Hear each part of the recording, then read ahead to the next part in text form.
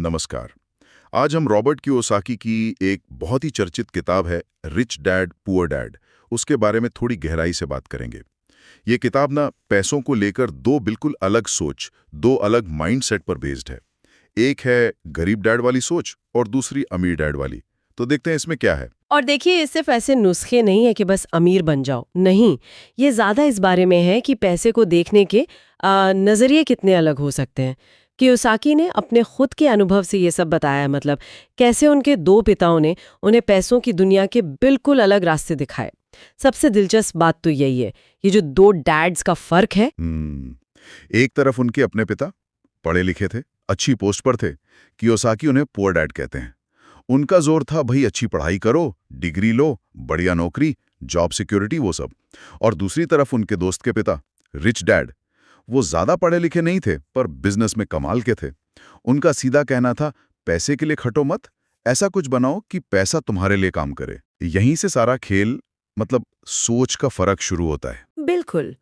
और ये जो रिच डैड का कहना था ना कि पैसा तुम्हारे लिए काम करे, इसका सीधा मतलब था संपत्ति बनाना। एसेट्स। संपत्ति मतलब वो चीजें जो आपकी जेब में पैसा डालती रहें, बिना आपके लगातार उसमें खटे। अच्छा। पैसिव इनकम जिसे कहते हैं। हाँ, वही। पैसिव इनकम जैसे मान लीजिए कोई प्रॉपर्टी किराए पर दे दी, या स्टॉक से डिविडेंड आ रहा है, या फिर कोई ऐसा बिजनेस जो आपके बिना भी चलता रहे, पैसा कमाता रहे।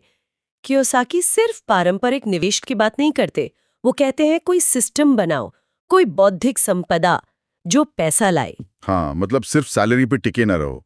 और इसी से जुड़ी एक और बड़ी सीख है उनकी। वो कहते हैं काम सिर्फ पैसे के लिए मत करो, सीखने के लिए करो। रिच डैड मानते थे कि स्किल सीखना, जैसे सेल्स है, मार्केटिंग है, लोगों को समझना, फाइनेंस की थोड़ी बेसिक जानकारी, ये सब लंबे समय में किसी एक नौकरी की तनख्वाह से कहीं ज्यादा कीमती है। सही बात है। मतलब ज्ञान और अनुभव का खजाना ज्यादा बड़ा है।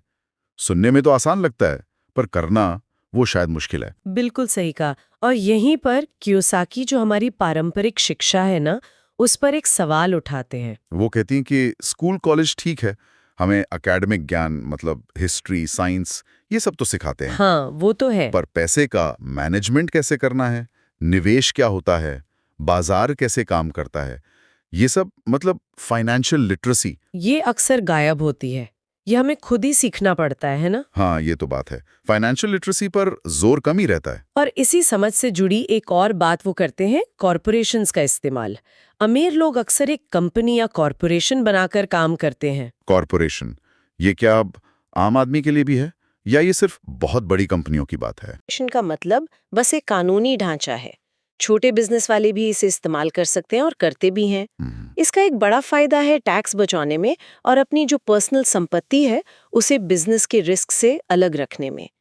देखिए, फर्क ये है कि कॉरपोरेशन पहले कमाता है, फिर अपने सारे जायज खर्चे दिखाता है, सैलरी, किराया वगैरह वगैरह, अच्छा। और फिर जो बचता है, जो मुनाफा है, उस पर टैक्स देता है। जबकि जो नौकरी करता है उसकी सैलरी पर तो अक्सर टैक्स पहले कट जाता है। हाँ, टीडीएस कट जाता है। बिल्कुल। और फिर बचे हुए पैसों से वो अपने खर्चे चलाता है। तो टैक्स कब लग रहा है, इसका बहुत फर्क पड़ता है। समझ गया। तो ये एक तरह की टैक्स प्लानिंग हो गई। पर ये सब करने के लिए मतलब नौकरी का कंफर्ट जोन छोड़कर एसेट बनाना या बिजनेस का सोचना, इसमें डर तो लगता होगा। हाँ, बिल्कुल लगता है। कियोसाकी कहते हैं कि दो इमोशंस हैं जो हमें रोकते हैं, एक डर और दूसरा आलस। नौकरी छूट गई तो, पैसा लगाया और डूब गया तो, ये डर और आलस वो अक्सर बहानों के पीछे छिप जाता है। अरे टाइम नहीं है, या ये तो बहुत मुश्किल है, मेरे बस का नहीं। रिच डैड ने यही सिखाया कि इन इमोशंस को पहचानो और पैसों के फैसले लेते समय इन्हें अपने ऊपर हावी मत होने दो। अगर आपकी फाइनेंशियल समझ अच्छी है तो डर अपने आप कम होता है। तो मतलब अगर हम सारी बातों को समेटें तो निचोड़ ये है कि फिनेंशियली फ्री होना सिर्फ इस पर डिपेंड नहीं करता कि आप कमा कितना रहे हैं, बल्कि इस पर कि आप उस कमाए हुए पैसे में से कितना बचाते हैं, कितना रख पाते हैं और उसे कैसे आगे बढ़ाते हैं। हाँ। और आपकी सोच, आपका माइंडसेट कैसा है पैसे को लेकर।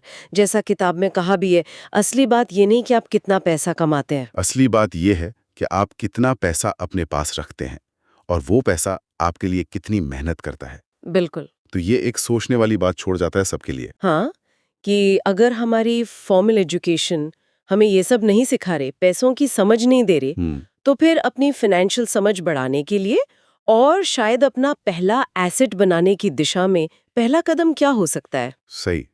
कहाँ से शुरुआत की जाए? शायद और पढ़ने से और जानकारी जुटाने से। हम्म। इस पर सोचना तो बनता है।